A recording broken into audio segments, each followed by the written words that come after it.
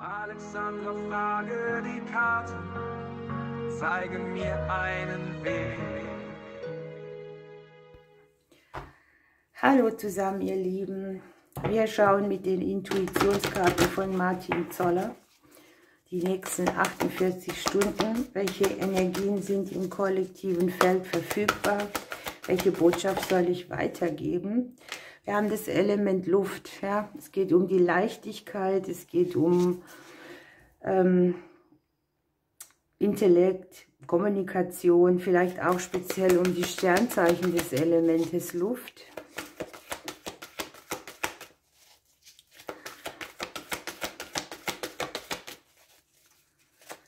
Was kriegen wir hier noch?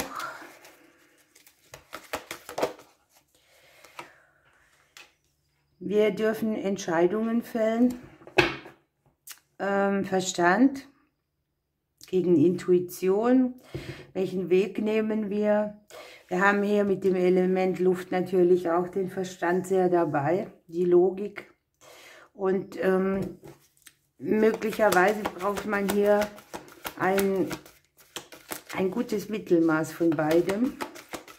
Also nicht nur auf die Luft setzen, sondern auch auf die Intuition.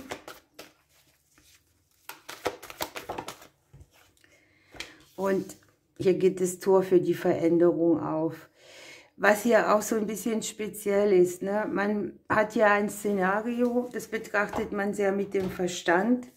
Und andererseits hat man intuitiv schon die Vorahnung, was wo eine Veränderung gibt und wie diese aussehen könnte. Und wie ihr auf der Karte auch schon seht, geht es hier vom Dunkeln raus ins Licht. Das Licht scheint auch schon so ein bisschen rein.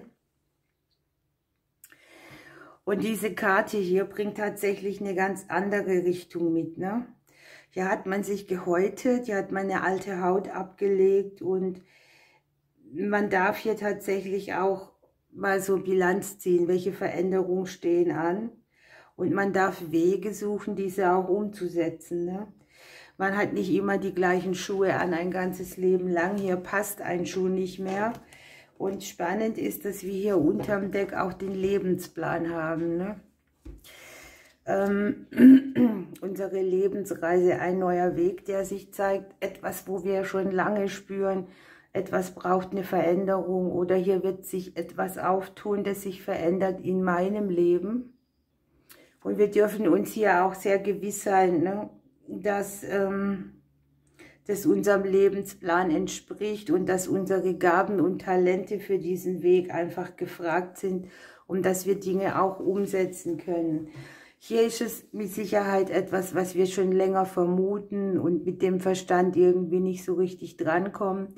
Und man braucht so ein gutes Mittelmaß und vor allem braucht man hier auch Tatkraft. Ich lege die Karten mal weg, weil ich jetzt hier den Platz brauche. Und dann schauen wir etwas intensiver. Was dürfen wir hierzu noch wissen?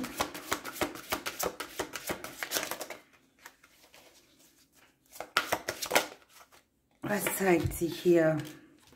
Ja, hier zeigt sich die Lebensreise an. Und das Ding, dass man bisher treu so seinem Weg gefolgt ist.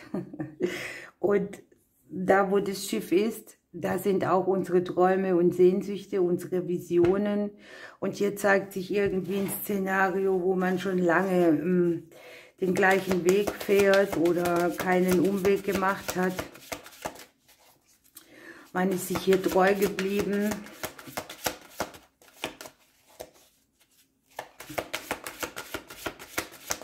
Man hat vielleicht auch anderen geholfen, Ziele umzusetzen oder Wünsche zu realisieren.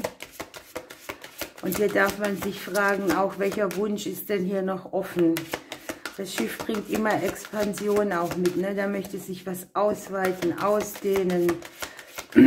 Da soll man nicht mit dem zufrieden sein, mit dem Kleinen oder das, was man hat, sondern da darf man auch mal das große Meer befahren. Die eigene Größe wird hier gefragt, die Unabhängigkeit, das Vertrauen ins Leben.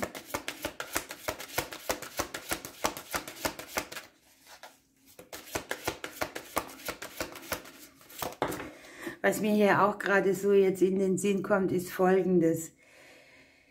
Wenn man immer die gleichen Abläufe hat, das macht irgendwann müde und ausgebrannt. Ne? Das ist so wie alles plätschert vor sich hin.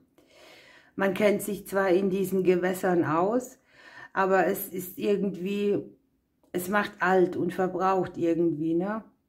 Also ich hoffe, ihr versteht es, was ich meine.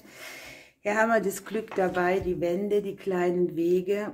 Hier ist es auch so, dass das Unterbewusstsein uns aufzeigt, wo unser Alltag wieder ein bisschen mit Glück bestrahlt werden darf. Hier geht es sehr viel ums Unterwegssein. Ne?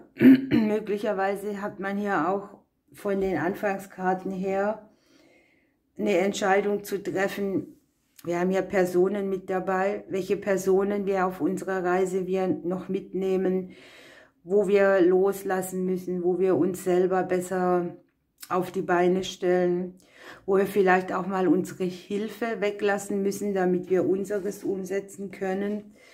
Und wo braucht man eine Veränderung, die einen selber weiterbringt? Was ich auch sehen kann, ist, dass man hier auf diesem Weg bei der Veränderung neue Menschen mit an Bord nimmt. Es kann sein, dass diese Menschen etwas weiter weg sind.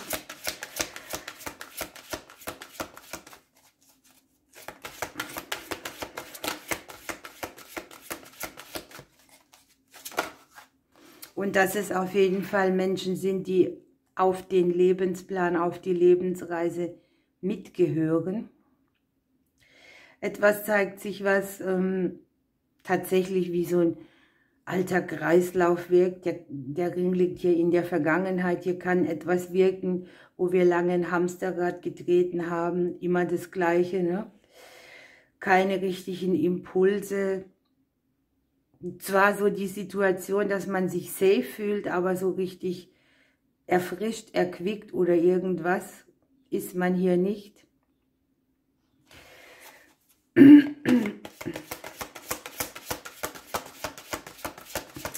Natürlich, mit dem Ring zeigen sich ja auch Beziehungsthemen, die wir intuitiv schon lange verspüren, aber noch nicht den richtigen Weg gefunden haben, sie entweder zu beenden oder in diesem Bereich mehr unseren Träumen zu folgen. Ich habe die klassischen Nähe- und Distanzthemen hier. Irgendwo nimmt man sich auch raus aus diesem Kreislauf.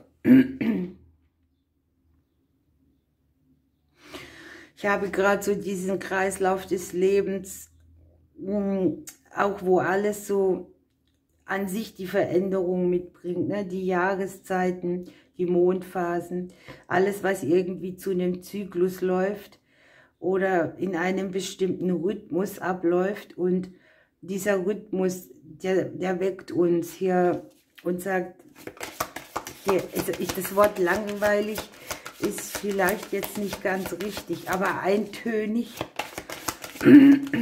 immer dasselbe. Und das Herz möchte hier mal wieder Leidenschaft haben, das Gefühl des Verliebtseins in eine Situation, in einen Menschen, Leidenschaft, die an den Tag gelegt wird und die auch irgendwie zu einer guten Bewegung führt. Auch hier das Thema Herzensangelegenheiten, ne? Von jedem selber. Ich sehe hier, dass man an alle möglichen Menschen denkt bisher, nur nicht an sich. Das Beziehungskonstrukt könnte dahinter ein Thema sein, das mit dem Thema Versorgen, Versorgtsein zu tun hat, so wie man es vielleicht auch kennt aus der Familiengeschichte. Und hier wirkt irgendetwas von außen auf uns, das macht müde, das macht alt, das macht so eine Situation, wo man eher im Mangel ist. Man entzieht sich vielleicht dem Umfeld und geht auf Distanz und hat sein Türmchen schön aufgestellt, aber man kommt auch hier nicht so richtig in den Genuss. Also das Umfeld wirkt irgendwie nicht als schöne Sache, sondern als Mangel. Hier kommen die Blumen, das ist schon mal schön. Man hat die Hoffnung auf einen guten Ausgang, auf ein Geschenk, auf etwas, was einem zugesprochen wird.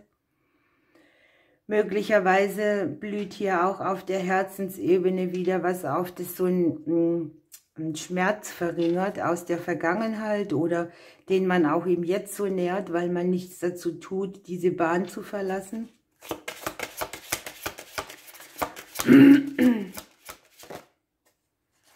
Wir haben den Fuchs. Ne? Das ist hier so eine Sache.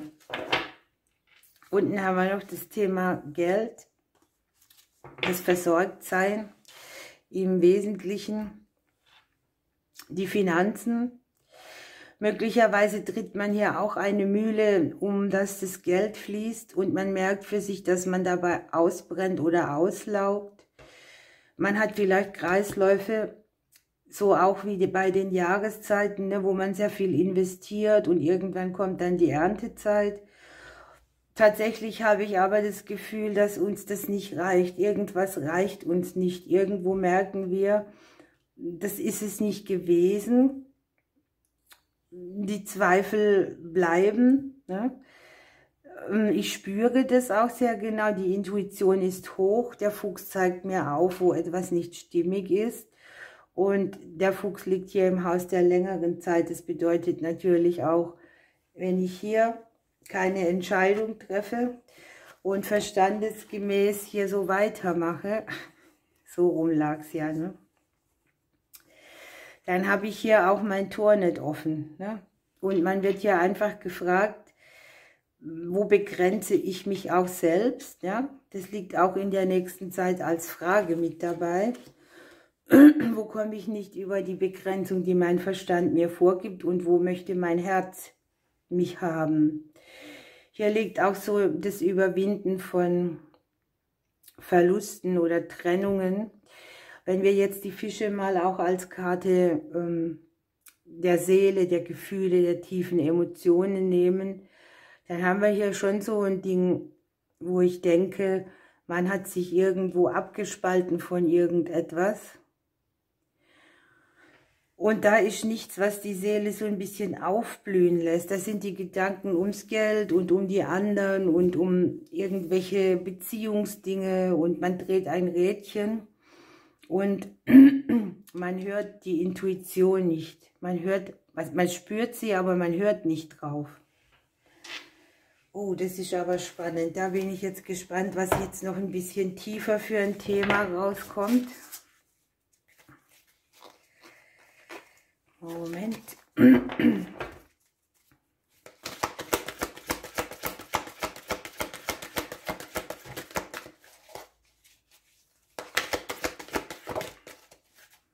Guckt mal, wie schön. Wir haben den Hüter des Sommers mit dem Wachstum. Und wir haben unten den Kolibri mit dem Thema Freude. Hier darf man ruhig schon so ein bisschen vorfreudig sein und nicht so mit den Zweifeln rummachen, wenn sich etwas verändert, dass es sich dann nicht zum Guten verändert. Hier liegt das Gute und wir schauen mit dem Fuchs rein. Ne? Bedeutet für mich auch, ja, hier hadert man so ein bisschen mit dem Gedanken an sich, dass diese Veränderung, die man für seinen Lebensplan hat, dass die was Gutes mitbringen könnte. Man denkt da vielleicht schon wieder dran, dass es eine Mogelpackung ist oder dass irgendwas, ich kann heute bald nicht mehr reden, sorry, dass irgendwas dann doch wieder nicht so ist, wie wir uns das vorgestellt haben. Ne? Ja, und der Hüter des Wachstums hier zeigt uns im Prinzip einen vollen Apfelbaum. Hier hängen die Früchte dran. Und die Karte sagt einfach, mache etwas mit Hingabe. Natürlich sind die Dinge, die wir mit Hingabe machen, auch unsere Gaben und Talente. Das, was wir gut können, das, was uns gefällt, da wo Leidenschaft ist. Und hier möchte auch Leidenschaft ins Leben kommen. Fakt ist aber, Wir dürfen nicht warten, bis sich was verändert oder uns immer nur zurückziehen und denken, ach, die nächste Türe geht schon von alleine auf, sondern hier werden sich die Mühen, finde ich jetzt auch sehr schön, wir haben unten im Thema das Geld, das, was du hier investierst, deine Herzensdinge, das, was du mit Liebe, Leidenschaft machst, für dich, nicht nur für die anderen, das wird sich für dich auszahlen. Hier geht es auch darum, dass man tatsächlich irgendwo Gefühle verspürt des Ausgelaugtseins oder der Langeweile. Die Seele ist hier nicht im Glück und sie spürt es, ne? Und jetzt geht es darum, mal eine Zeit, sich um sich zu kümmern, um sein eigenes Belangen. Und hier wird der Sommer angezeigt auch, ne? Die Sonne scheint auf dieser Karte. Die Sonne sorgt für das Gedeihen der Früchte mit. Und hier kann man auf sehr viel mehr Energie auch zurückgreifen, die man benötigt, ne? Und das, was man hier jetzt investiert, was die Karte der Veränderung ja schon mitbringt oder vorausgesagt hat, ne? Tu mal was, schau, wo steht Veränderung an. Das machen wir zwar im Hier und Jetzt, aber wir können dann die Früchte unserer Arbeit genießen und einfahren. Und unten im Thema haben wir das auch auf der materiellen Ebene. Wow, schauen wir, welches Krafttier hier noch mitkommt.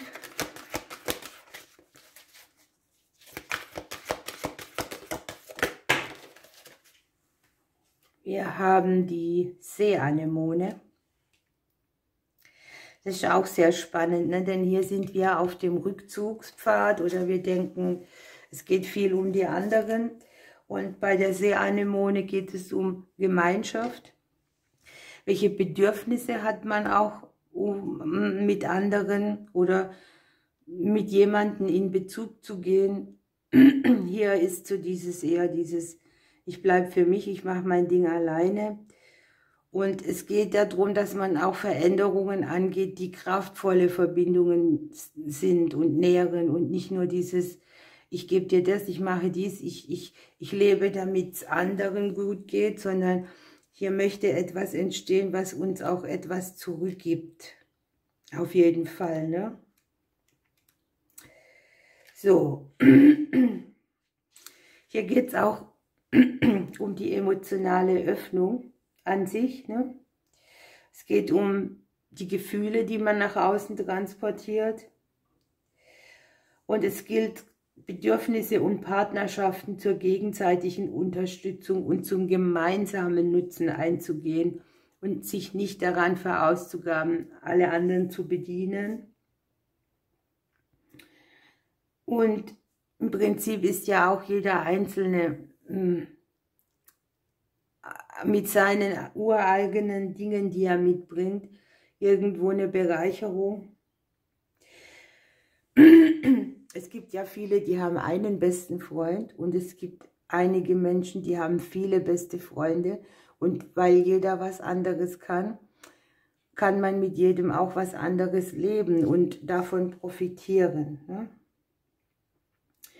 Wenn die Seeanemone kommt, dürfen wir genau hinschauen, welche Verbindungen wir eingehen wollen und welche nur auf gegenseitigem Nutzen sind. Wir dürfen gucken, wo sie uns gut tun oder wo sie einseitig sind. Und Bündnisse, die nicht mehr dienlich sind, guckt mal, der Ring liegt in der Vergangenheit. Da geht es auch viel um Abhängigkeitsthemen. Die darf man in Frieden auflösen. Also man sucht sich ein Feld oder man verändert etwas, das ein Feld anzieht, was einem auch Kraft zurückgibt, was einem das Herz aufgehen lässt. Die Balance zwischen Geben und Nehmen und Abgrenzung ist ja auch wichtig, ne? So dass alle irgendwie zum Wohle von allen leben können und nicht der eine dem anderen zu Leid lebt irgendwie. Wow, ihr Lieben, wunderbar, das lassen wir jetzt gerade mal so stehen. Ein wichtiges und mächtiges Thema und vielleicht auch eins, das man lange gerne ignoriert, weil es einfach zu viele Herausforderungen auch mitbringt, ne? Man denkt, es wäre so. Okay, ihr Lieben, ich wünsche euch eine schöne Zeit. Ich drücke euch bis bald.